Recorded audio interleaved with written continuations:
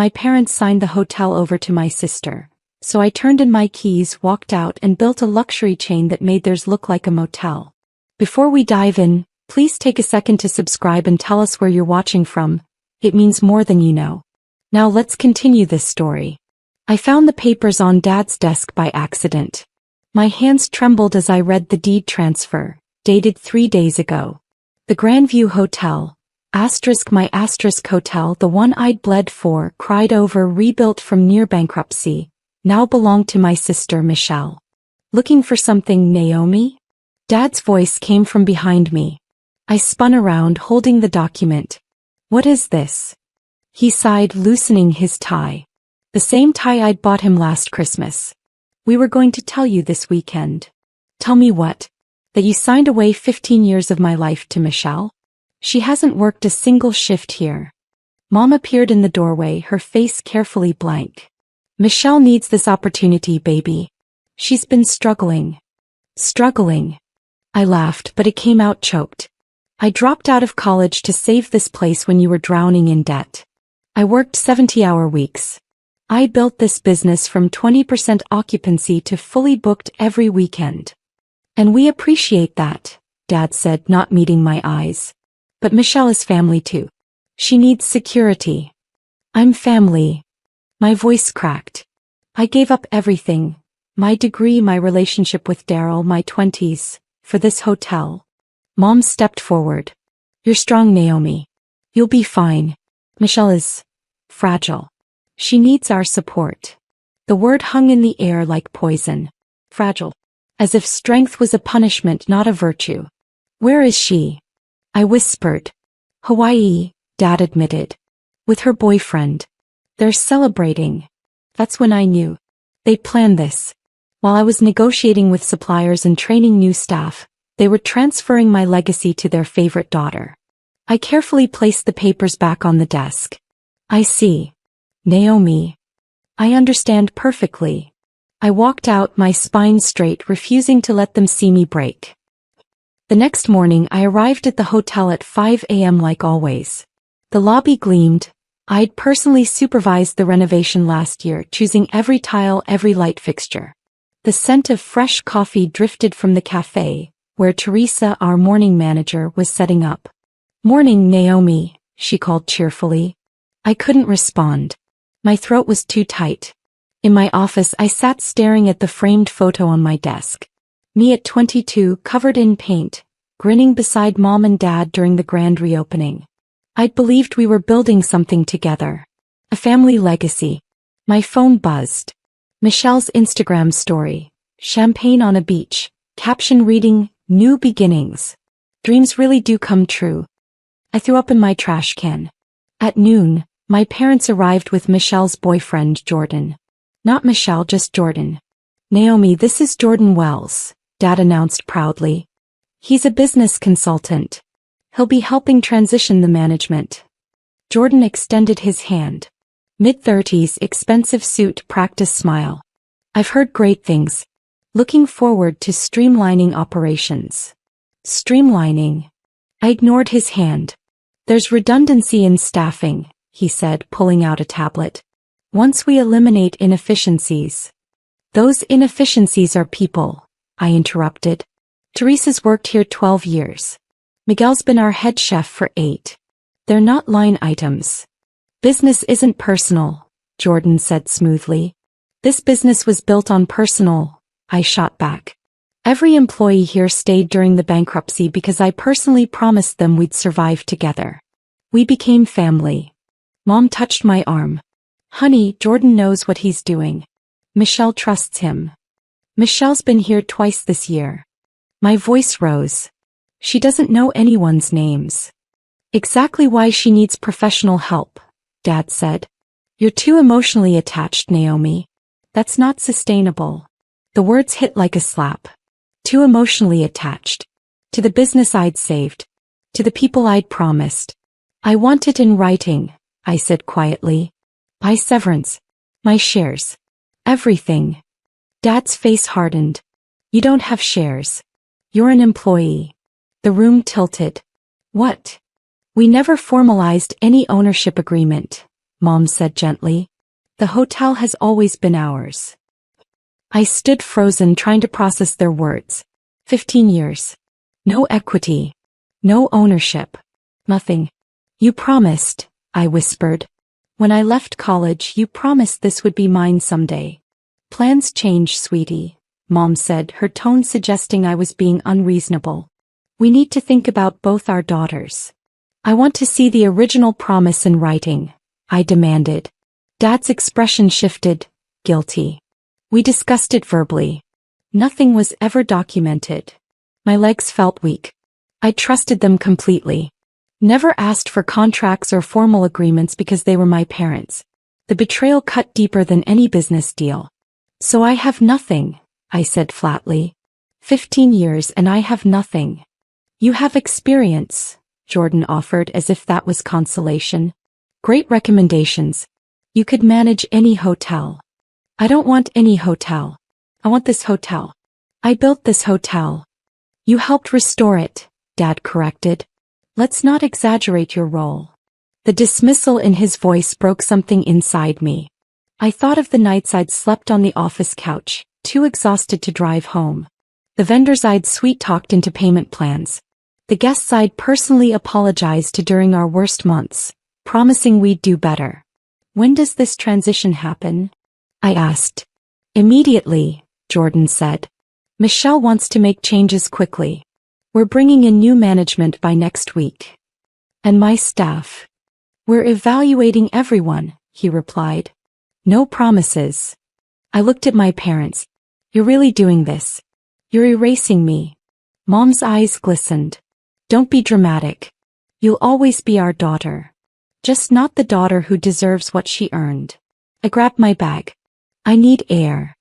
Outside I called my best friend Laura. She answered on the first ring. They did what? She exploded after I explained. No, this is beyond toxic. This is criminal. It's legal, I said bitterly. Stupid but legal. What are you going to do? I looked back at my hotel and felt something shift inside me. I'm going to show them what a mistake looks like. Monday morning, I dressed in my best suit.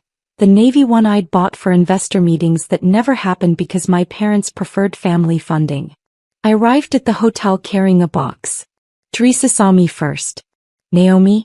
What's with the box? Call everyone to the lobby, I said. Emergency staff meeting. Within 10 minutes, 23 employees gathered, confused and concerned. These were my people. Carmen, who worked nights to support her 3 kids. Deshaun, who'd started as a teenager and worked his way up to assistant manager. Miguel, whose recipes had made our restaurant the hotel's biggest draw. My parents weren't there. Neither was Jordan. Perfect. I want you all to hear this from me, I began, my voice steady despite my racing heart. As of today, I no longer work here. Gasps rippled through the crowd. The hotel has been transferred to my sister, Michelle. New management will be taking over, and I'm told everyone's position is being evaluated. What does that mean? Carmen asked, fear in her eyes. It means they're bringing in consultants who see you as expenses, not people. It means everything we built together, our family culture, our values, that's over. But you can fight this, Deshaun said. You are this hotel. I smiled sadly. I was never given ownership. I was just labor. Free labor, as it turns out.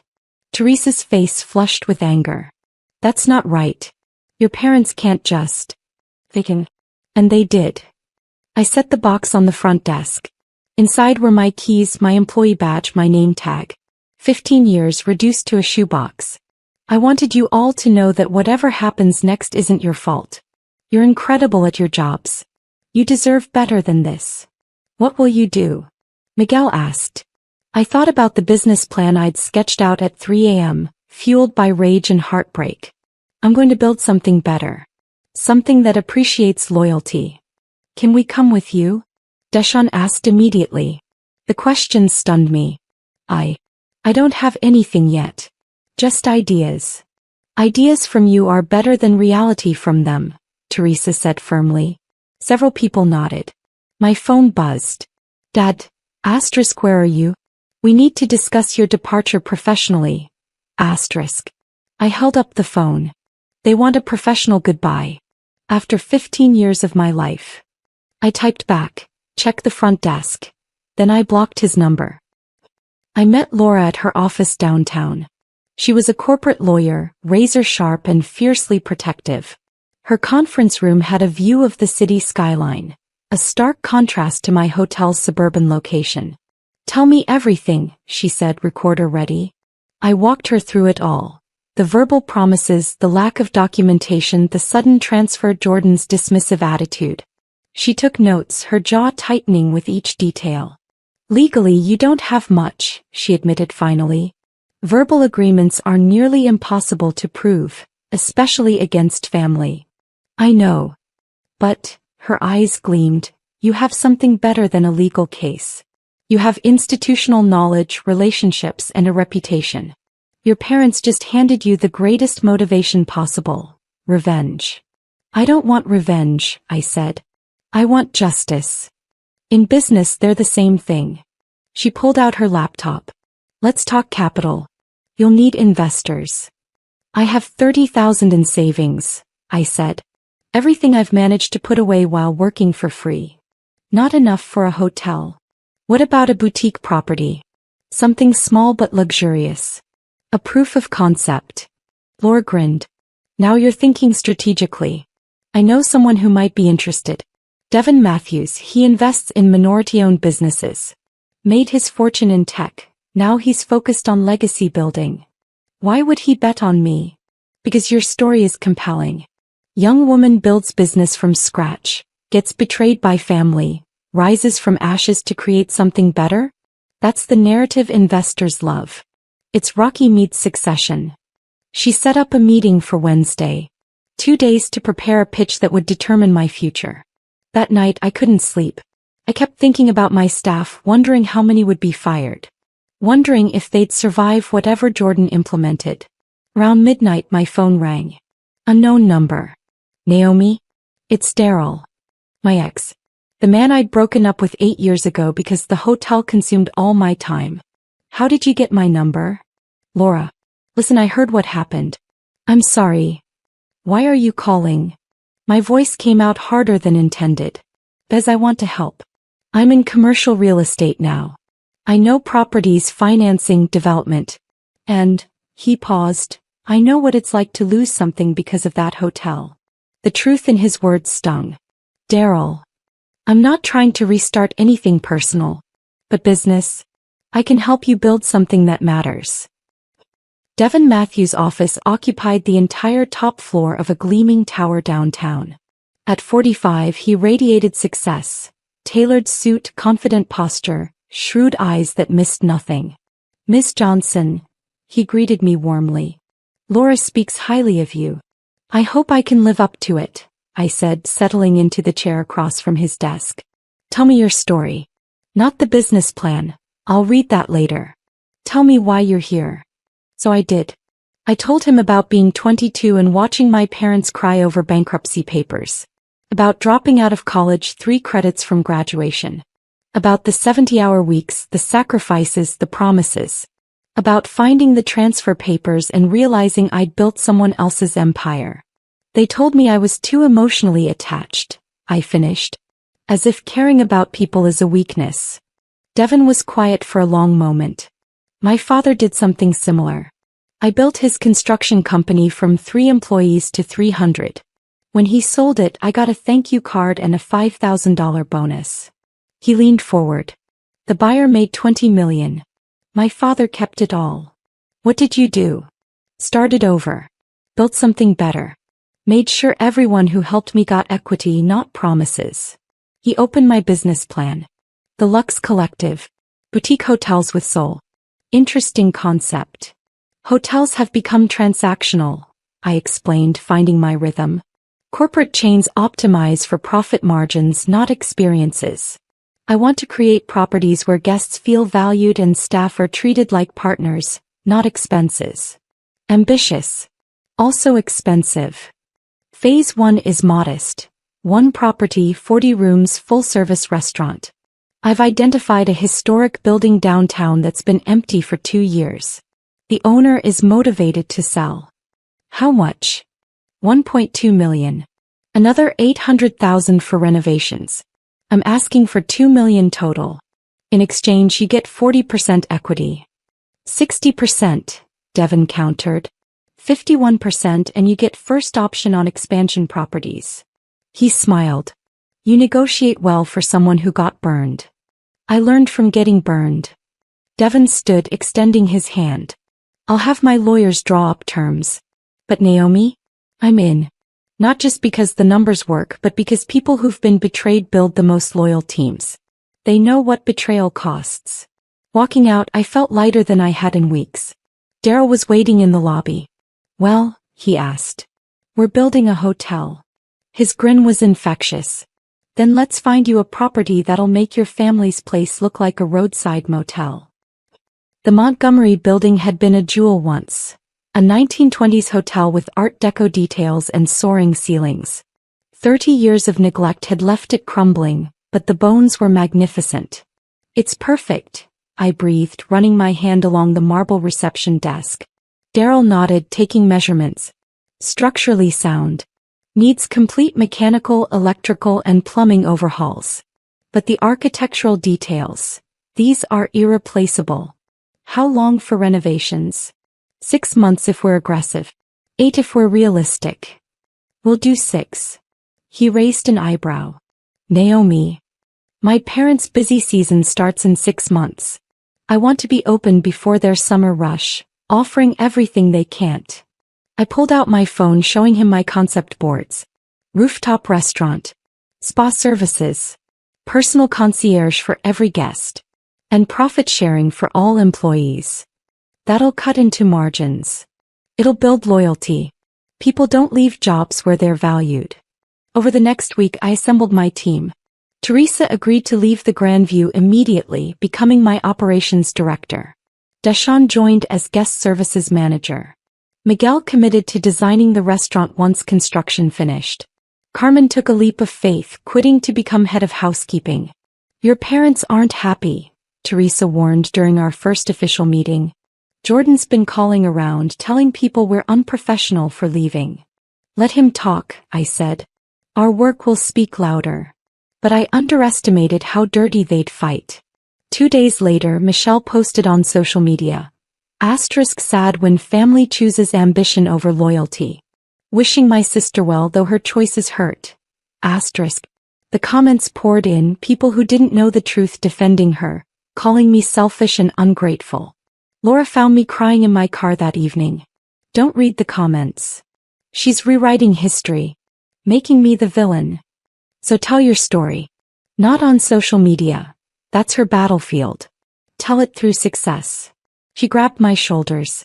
Build something so undeniable that the truth becomes obvious. I wiped my eyes. You're right. I know. Now come on. Daryl found vintage light fixtures that'll make your lobby look like a palace. That night I blocked Michelle on every platform. If she wanted to lie, she could do it without my witness. Construction was ahead of schedule until the permits got mysteriously delayed. The city inspector suddenly found violations that didn't exist. Our contractor received anonymous complaints about noise, despite being within legal hours.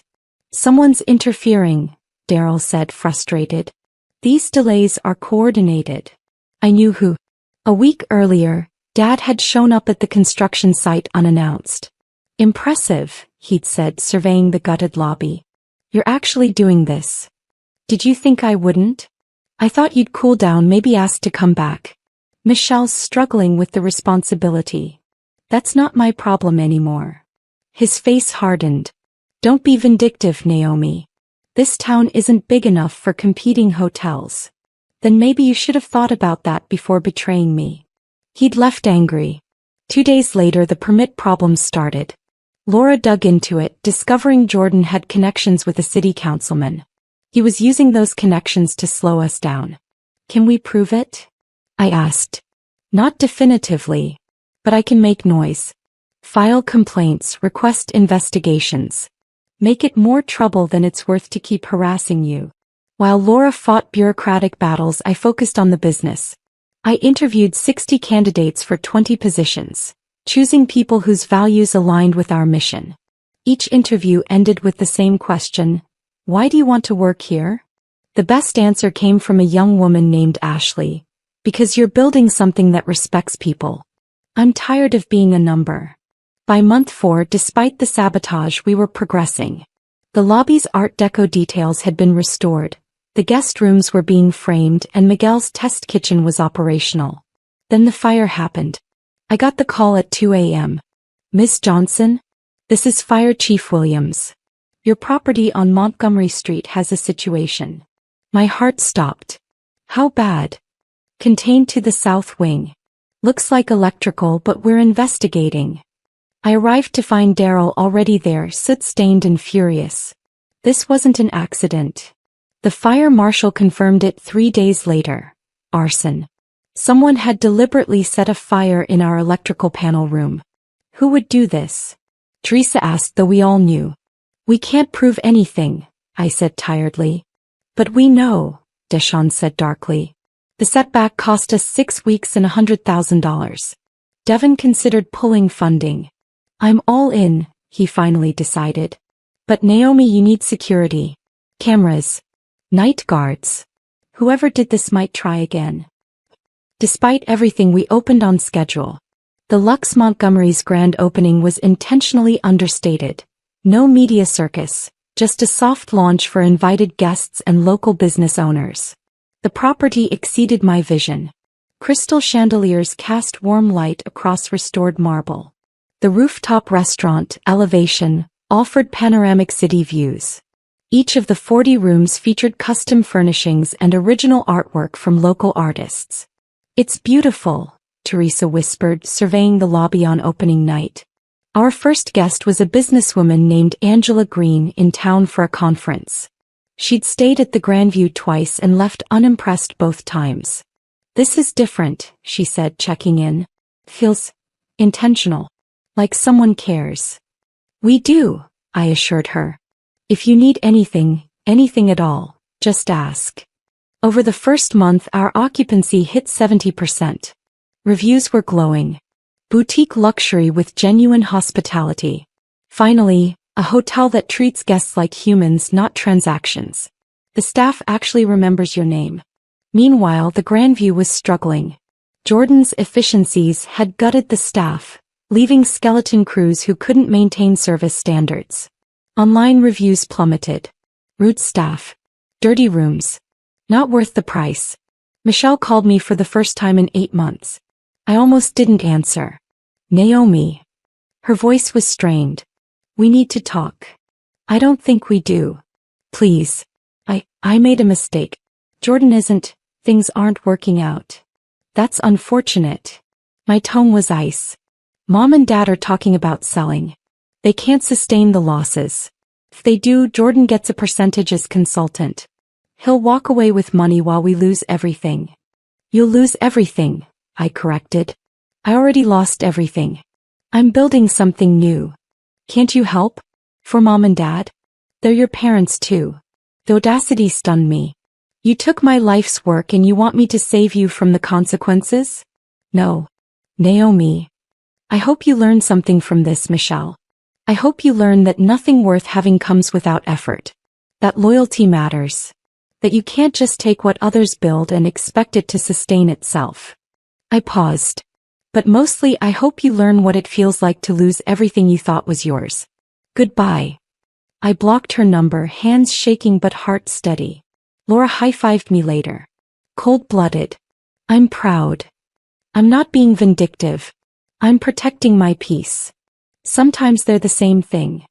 6 months after opening, the Lux Montgomery was exceeding projections. 95% occupancy. 5-star reviews. A waiting list for Elevation, Miguel's rooftop restaurant. Devin called me to his office.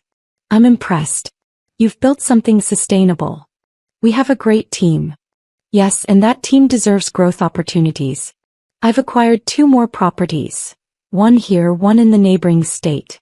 I want you to expand the Lux Collective. My breath caught. 2 more hotels? 3 total. Each with its own character but unified brand values. You'll need to hire regional management, but I want you overseeing the vision. Devin, I can't thank you enough. Thank me by succeeding. And by accepting this. He slid a document across his desk. Revised partnership agreement. You're now a 51% owner. Tears blurred my vision. But our agreement was for one property. You've proven you can build an empire. I want you to have controlling interest. This should always be yours. I thought about my parents who'd given me nothing. About Devin who barely knew me giving me everything. I won't let you down. I know. That's why I'm betting on you. The second property was a beachfront resort that needed complete reimagining. The third was a historic mountain lodge. Both had been mismanaged, both had potential. I hired carefully, promoting from within where possible. Deshawn became Regional Operations Director. Teresa took over Montgomery as General Manager. Carmen trained housekeeping teams across all properties. We opened the beach resort 11 months later. The mountain lodge 6 months after that. Each opening was met with enthusiasm, strong bookings and glowing reviews. The Lux Collective isn't just a hotel chain, it's a hospitality philosophy. Meanwhile, the Grandview had been sold. Jordan took his consultant fee and disappeared. My parents tried calling. I didn't answer. They left voicemails.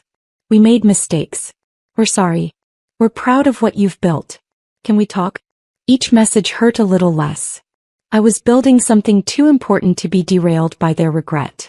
Michelle tried showing up at Montgomery. Security turned her away. She's family, the guard said uncertainly. She's a stranger, I corrected. And we don't allow solicitors. He didn't argue again. Success, I learned, was the best response to betrayal. Not because it proved them wrong, they'd always been wrong. But because it proved I was stronger than their worst treatment. The Hospitality Industry Awards were the Super Bowl of hotel management. I'd never attended as a guest, only as staff at industry conferences. This year, the Lux Collective was nominated for 5 awards. Best New Hotel Chain, Excellence in Employee Relations, Sustainability Initiative of the Year, Best Boutique Property and Hotelier of the Year. We won't win, I told my team. Just being nominated is incredible. Bet you're wrong, Daryl said. He'd become a close friend again, sometimes more, though we moved slowly. Healing took time. The ceremony was in a ballroom that held 800 people. I wore a golden gown, feeling both powerful and terrified. We won Excellence in Employee Relations first. Teresa accepted the award, her speech moving the audience. This award belongs to Naomi Johnson, who proved that treating people with dignity isn't just moral, it's profitable. And to every employee across our 3 properties, thank you for believing that work can be more than a paycheck. Next was Sustainability Initiative, another win. Best Boutique Property. Montgomery took it, beating chains with 50 times our budget. When they announced Hotelier of the Year, my heart raced. This award recognizes vision, leadership and transformative impact on the industry. This year's recipient started with nothing but determination and built a hospitality empire that puts humanity first. The winner is Naomi Johnson, the Lux Collective. The applause was thunderous. I walked to the stage in a daze. 3 years ago, I said, gripping the award, I lost everything I'd built. I was betrayed by people I trusted, dismissed as too emotional, told my work didn't matter. Standing here tonight, I want every person who's been overlooked, undervalued, or betrayed to know. Your worth isn't determined by those who failed to see it. Build something that reflects your values. Surround yourself with people who appreciate loyalty. And never ever settle for being treated as less than you deserve. The standing ovation lasted 3 minutes. Backstage, a reporter asked, Your family owned the Grandview Hotel, which recently closed. Any comment? I thought carefully. I wish them well. Everyone deserves the chance to learn from their mistakes. The camera caught my polite smile, but not the sadness underneath. Winning felt hollow without them there to see it. Not because I needed their validation, but because I'd once believed we'd celebrate successes together. That night, Michelle posted, Congratulations to my sister on her success. I'm sorry for everything. Too little. Too late. I didn't respond. They came to my office unannounced on a Tuesday morning. All three of them, Mom, Dad, Michelle. Security called for approval. Let them up, I said, steeling myself. They looked older. Tired. Dad's hair had gone completely gray. Mom had lost weight. Michelle wore no makeup, her eyes red-rimmed. Naomi, Mom started. Thank you for seeing us. You have 5 minutes. I didn't offer chairs. We were wrong, Dad said. Completely, inexcusably wrong. We took advantage of your loyalty and destroyed something beautiful. You destroyed me, I corrected quietly. The business recovered. I built something better. But you destroyed the trust one had in family. Michelle stepped forward. I was selfish and stupid. I let Jordan manipulate me. I thought, her voice broke. I thought taking the hotel would make me good enough. Like you. But I'm not you. I could never be you. Why are you here? I asked. To apologize, Mom said. And to tell you we're proud. So incredibly proud. And I knew there was more. Dad hesitated. We lost everything. The house, the savings. We're living with Michelle in a small apartment. We were hoping that I'd hire you. The laugh escaped before I could stop it. You want jobs. We'd work any position, Michelle said desperately. Housekeeping, front desk, anything. We need income. I looked at them, these people who'd shaped my life then shattered it. I could feel their desperation, their genuine remorse. Part of me wanted to help. They were still my family. But a louder part remembered sleeping on that office couch. Remembered the promises. Remembered being erased. No, I said simply. Naomi, please. Mom's voice cracked. You taught me business isn't personal, remember? You taught me that efficiency matters more than loyalty. You taught me that family means nothing when opportunity calls. I stood. I learned those lessons well. Thank you for that education. We made mistakes, Dad pleaded. But we're still your parents. Parents protect their children. They honor their sacrifices. They keep their promises. My voice remained steady. You're the people who gave birth to me. That's biology, not family. So this is revenge? Michelle asked bitterly. No. This is boundaries. This is protecting what I've built from people who've proven they can't be trusted. This is choosing myself after a lifetime of choosing you. They left quietly. No arguments, no fights. Just 3 broken people carrying the weight of their choices. I cried after they left. Not for what I'd lost, but for what we could have been. For the family that had existed in my imagination but never in reality. 2 years later, the Lux Collective operated 12 properties across 5 states. We'd been featured in major publications, become the case study for ethical hospitality management, and maintained our 5-star ratings across every location. I was in my office at the flagship Montgomery property when Devin called. There's someone who wants to meet you, he said. She's been following your story. The woman who arrived was elegant, maybe 60, with kind eyes. Ms. Johnson, I'm Dr. Sharon Gibson. I teach business ethics at the university. Nice to meet you, I said, confused. I want to feature your story in my curriculum. You've demonstrated something rare, the ability to succeed without compromising values. But I wanted your permission and your perspective. What would you tell students about what you experienced? I thought about it carefully. I'd tell them that betrayal reveals character, both the betrayer's and your own. That success built on other people's pain is hollow. That true legacy isn't what you take but what you build and who you empower. And family? How do you reconcile family with business? The question still hurt. Sometimes the family you choose, the team you build, the people who value you, matters more than the family you're born into. That doesn't make you wrong or them entirely evil. It just means some relationships are too broken to fix, and that's okay. Dr. Gibson nodded. May I ask, do you ever regret walking away? Every day. The admission surprised me. I regret that it was necessary. I regret that people I loved chose comfort over conscience. But I don't regret choosing myself. I don't regret building something that honors the work, the people, the promises. And your parents? Your sister? They reached out occasionally. Birthday cards. Holiday messages. I respond politely but distantly. Maybe someday I'll forgive fully. But forgiveness doesn't require reconciliation. I can wish them well from a distance. After she left, I walked through the hotel. Our evening shift was starting. People I'd hired, trained, promoted. People who had equity, healthcare, profit sharing. People who knew their work mattered. Teresa found me on the rooftop. You okay, boss? Just thinking about how different things could have been. Better or worse? I watched the city lights flicker on. Different. If they hadn't betrayed me, I might have stayed comfortable. I might never have built this. So maybe. I paused, letting truth settle. Maybe their worst brought out my best. That's generous. It's honest. They broke my heart but forged my spine. I'm grateful for what I built, even if I hate how I got here. My phone buzzed. Daryl, dinner? There's something I want to ask you.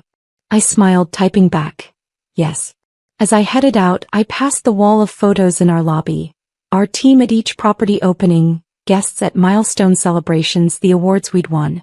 One photo showed me at 22, exhausted but hopeful, standing in front of the original hotel. The woman in that photo believed in family, trust, and loyalty. She'd been betrayed and broken. The woman leaving tonight knew that sometimes the greatest success comes from the ashes of your worst failures. That blood doesn't guarantee loyalty. That you can build something beautiful from heartbreak. And that the best revenge isn't revenge at all. It's becoming so completely yourself that their absence becomes irrelevant. I'd built my legacy. Not the one they'd promised me, but one I'd earned entirely on my own terms. If you've ever felt betrayed by people you trusted, undervalued by those who should have appreciated you, or dismissed as too emotional for caring deeply, share this story. Let's remind each other that your worth isn't determined by those who failed to see it.